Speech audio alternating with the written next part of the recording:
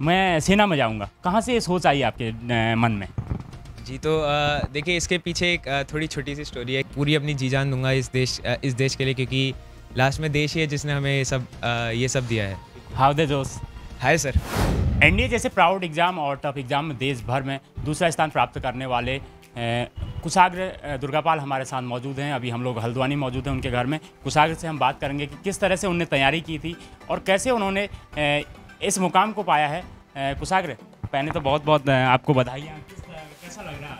जी बहुत बहुत धन्यवाद। बहुत अच्छा लग रहा है कि जो इतने सालों से मेहनत करी थी वो आखिरकार जाके रंग लाई है, सफल हुई है। साथ में अपनी एग्ज़ाम भी दिए हैं 12th के, उसके साथ ही आपने इस एग्ज़ाम को क्वालिफाई कर लिया, बहुत बड़ी बात है। कैसे टाइम का मैनेजमेंट था आपके पास, किस तरह से टाइम को मैनेज करते थे? जी बिल्कुल, टफ तो काफ़ी है। 12th के बोर्ड्स को भी मैनेज करना है, ऐसे किसी अगर आप एक्स्ट्रा कॉम्पिटिटिव एग्ज़ाम की तैयारी कर रहे हैं तो उसके साथ। तो इसलिए मेरा फोकस तो मेन एनडीए के लिए ही था। इधर की तरफ मतलब बोर्ड्स की तरफ मेरा फोकस थोड़ा कम था। तो इसलिए मैं कहूँगा कि इसीलिए मैं इतनी आसानी से एनडीए में इतनी अच्छी रैंक ला सका। किस तरह के ट्रेनिंग की तैयारियां कर रहे हैं, क्योंकि फिजिकल आपको देना है, किस तरह से तैयारियां हैं? जी मैं 9th से ही सैनिक स्कूल घोड़ाखाल में पढ़ता हूँ, तो वहाँ पर मतलब फ़िज़िकल के स्टैंडर्ड्स काफ़ी अच्छे होते हैं। तो वहीं से मतलब हमेशा एक बार सेट था कि हमें फ़िज़िकली अच्छा होना है, फ़िज़िकली स्ट्रांग होना है, क्योंकि इवेंचुअली हमें एनडीए जाना है। तो वहाँ पर ताकि ज़्यादा तकलीफ़ ना हो। उसके अलावा आजकल मैं खुद से भी काफ़ी मेहनत कर रहा हूँ ताकि मैं फ़िज़िकली फ़िट रहूँ ट्रेनिंग के टाइम पे, ताकि मुझे ज़्यादा दिक्कत ना हो। कहाँ से आपको आइडिया आया कि यार मुझे एनडीए में जाना है और एनडीए क्वालिफाई करना है, चाहे कुछ भी हो जाए मैं सेना में जाऊँगा? कहाँ से ये सोच आई आपके मन में? जी तो देखिए, इसके पीछे एक थोड़ी छोटी सी स्टोरी है कि जब मैं 7th में था तब मैंने एक डॉक्यूमेंट्री देखी थी इंडियन नेवल एकेडमी की। तो वहाँ से मुझे मोटिवेशन आया कि हाँ, मुझे नेवी ज्वाइन करनी चाहिए। फिर मुझे पता चला कि एनडीए एक बहुत अच्छा ऑप्शन है नेवी ज्वाइन करने का। तो इसलिए मैंने सोचा था कि हाँ, मुझे एनडीए जाना ही जाना है। उसके लिए फिर मुझे पता चला कि सैनिक स्कूल घोड़ाखाल हमारे घर के पास ही एक काफ़ी अच्छा स्कूल है जहाँ से एनडीए का सिलेक्शन रेट काफ़ी अच्छा है। तो फिर वहीं से वो जर्नी स्टार्ट हुई। आपने कहीं से कोचिंग ली थी या सेल्फ स्टडी की थी, कैसे आपने तैयारी की थी? जी, रिटर्न के लिए तो मैंने कोई कोचिंग करी नहीं थी, लेकिन जो स्कूल में मेरे टीचर्स वगैरह थे, टीचर्स जितने सीनियर्स थे मेरे, उन सबसे बहुत ज़्यादा हेल्प हुई। स्कूल में हमेशा एक इंक्लिनेशन थी एनडीए की तैयारी की तरफ, तो उससे मुझे काफ़ी हेल्प हुई रिटर्न की तैयारी में। उसके अलावा फिर जो एसएसबी इंटरव्यू था उसके लिए मैंने कोचिंग ली थी इंदौर में। अंकित पाल सर एक टीचर हैं, एक एसएसबी मेंटर हैं, उनसे मैंने एसएसबी की तैयारी करी थी। कुशाग्र, हम जानना चाहेंगे कि जो लोग आपको देख रहे हैं अभी, जो लोग एस्पिरेंट हैं, जो तैयारी कर रहे हैं, एनडीए में जाना चाहते हैं आगे, वो किस तरह से तैयारी करें, किस तरह से अपना टाइम मैनेजमेंट करें और किस तरह से बेहतर अपने आप को बनाएं जिससे वो एनडीए में जा सकें? जी मैं तो यही कहना चाहूँगा कि अगर आप एनडीए एग्ज़ाम की तैयारी कर रहे हैं तो उसमें आप एग्ज़ाम को मतलब दो पर्सपेक्टिव से देखें। एक मैथ्स के एग्ज़ाम में आपको जितना मतलब आप जितनी मेहनत कर सकते हैं उतनी मेहनत करें मैथ्स का एग्ज़ाम, क्योंकि अगर आपने क्वालिफाई नहीं करा तो आपका दूसरा वाला जो पेपर होता है जीएटी का एग्ज़ाम, वो चेक नहीं होता। तो इसलिए मैथ्स अगर आपकी अच्छी हो और आप मतलब एक आपकी स्ट्रॉन्ग ग्रिप हो मैथ्स में, तो आपको काफ़ी एडवांटेज होती है उससे। उसके अलावा जो जीएटी का पेपर है वो एक ऐसा पेपर होता है जो कि काफ़ी मतलब स्कोर बूस्टर का काम करता है। तो आप उसे भी साइमल्टेनियसली पढ़ते रहें। अपना जो टाइम टेबल है उसे इस तरह से बनाएं कि आप दोनों चीज़ें एक साथ मैनेज कर सकें। किसे देंगे आप अपनी सफलता का क्रेडिट, क्योंकि बहुत बड़ी सफलता आपने पाई है, दूसरी रैंक आपने पाई है, किसे देंगे सफलता? जी सबसे ज़्यादा क्रेडिट तो मैं अपने माता पिता को देना चाहूँगा, क्योंकि उनके बिना कुछ ऐसे हो नहीं पाता। और उसके बाद मैं अपनी दीदी को क्रेडिट देना चाहूँगा। जितने भी परिजन हैं, जितने भी रिश्तेदार हैं, उन सबको भी मैं बहुत ज़्यादा धन्यवाद देना चाहूँगा।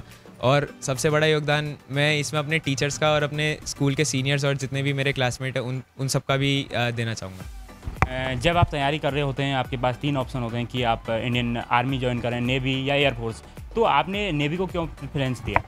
नेवी के लिए वही जो मैंने डॉक्यूमेंट्री देखी थी इंडियन नेवल एकेडमी की, तो उसी की वजह से मुझे एक इंक्लिनेशन था नेवी की तरफ, तो इसलिए मैंने नेवी ही ऑप्ट करी। आगे मैं एक सवाल आपसे पूछना चाहूँगा कि इंटरव्यू आपका हुआ होगा। इंटरव्यू सेशन में बहुत लोग पूछते हैं कि बहुत लोग जानना चाहते हैं कि इंटरव्यू कैसे होता है, क्योंकि रिटर्न तो वो लोग कर लेते हैं। इंटरव्यू में किस तरह से सवाल आपसे पूछे गए थे? जी इंटरव्यू के ज़्यादातर क्वेश्चंस तो अपनी जो सेल्फ लाइफ होती है उसी के बारे में होते हैं कि आप अपने आप को कितने अच्छे तरीके से जानते हैं। तो मैं यही कहना चाहूँगा कि जो भी आपका फ्री टाइम होता है तो उसमें आप इंट्रोस्पेक्शन करें, अपने बारे में जानें कि आप क्या हैं, आपकी क्या पॉजिटिव क्वालिटीज़ है, कहाँ पर आपको आपके एरियाज़ ऑफ इम्प्रूवमेंट है, और धीरे धीरे आप उन एरियाज़ ऑफ इम्प्रूवमेंट में काम करते रहें ताकि आप उन्हें अपनी पॉजिटिव क्वालिटीज़ में इंक्लूड कर सकें। तो इससे आपको बहुत ज़्यादा हेल्प होगी, क्योंकि अगर कोई इंसान अपने बारे में अच्छे से जानता है तो वो इंटरव्यू को आराम से पार कर सकता है। कोई एक सवाल जो आपसे इंटरव्यूअर ने किया हो, किस तरह से आप एक सवाल आप बता सकते हैं? कुछ पूछा हो जो आपसे? जी काफ़ी सारे सवाल पूछे जाते हैं इंटरव्यू में, क्योंकि वो लगभग 45 मिनट से 1 घंटा तो चलता ही है। तो एक मुझसे सवाल पूछा गया था कि आपके जीवन का मतलब सबसे बड़ा रिग्रेट कौन सा है? तो हमारा स्कूल में एक मैच हुआ था, हॉकी का मैच। तो मैं मतलब हॉकी टीम का कैप्टन भी था स्कूल का, लेकिन वो हॉकी का मैच मैं कहूँगा कि मेरी वजह से हमारा जो हाउस था वो हारा, क्योंकि मैं उतने अच्छे से मैं अपने हाउस को लीड नहीं कर पाया। तो वो एक ऐसा इंसिडेंट था जो मुझे मतलब काफ़ी ज़्यादा रिग्रेट रहा उस इंसिडेंट का, और उस इंसिडेंट से मुझे बहुत कुछ सीखने को मिला। तो ये एक बहुत मतलब अच्छा किस्सा है एसएसबी इंटरव्यू का। बहुत बड़ी जिम्मेदारी आपको मिलने वाली है, देश सेवा आपके कंधों पर है, तो किस तरह से आगे सेवा करने वाले हैं देश की? जी बिल्कुल, ये एक बहुत अच्छी अपॉर्चुनिटी है मेरे पास। तो जहाँ भी हो सके, जहाँ भी मेरी पोस्टिंग हो फ्यूचर में, मैं पूरी अपनी जी जान दूंगा इस देश के लिए, क्योंकि लास्ट में देश ही है जिसने हमें ये सब दिया है। शायद 16-17 साल की उम्र में आपने ये मुकाम हासिल किया। जो लोग हम देखते हैं कि एक तरफ युवा है जो नशे की ओर जा रहा है, नशे की ओर दौड़ रहा है, दूसरी तरफ आपने इतना बड़ा मुकाम हासिल किया। क्या कहना चाहेंगे उन लोगों के लिए जो लोग इस गलत जगह अपना पाँव रख रहे हैं और बर्बाद हो रहे हैं? जी, उनके लिए मैं यही कहना चाहूँगा कि माता पिता अपने बच्चे को बड़ा करने के लिए मतलब खून पसीना एक करते हैं, लेकिन कई बच्चे ऐसे होते हैं जो इस गलत दिशा में चले जाते हैं, और उससे मतलब जो माता पिता का सपना होता है वो भी टूट जाता है। तो ये सब करने से पहले एक बार अपने माता पिता के बारे में सोचें कि उन्हें पता चलेगा तो उन्हें कितना बुरा लगेगा, और जो आपका लक्ष्य है जीवन में उसकी तरफ मेहनत करते रहें। आपको कभी ना कभी वो लक्ष्य ज़रूर प्राप्त होगा, और तब जो खुशी माता पिता को होती है तो वो सबसे बड़ी खुशी होती है जीवन की। तो अब आगे तैयार हैं आप देश सेवा के लिए? हाउ दे जोश? Hi sir.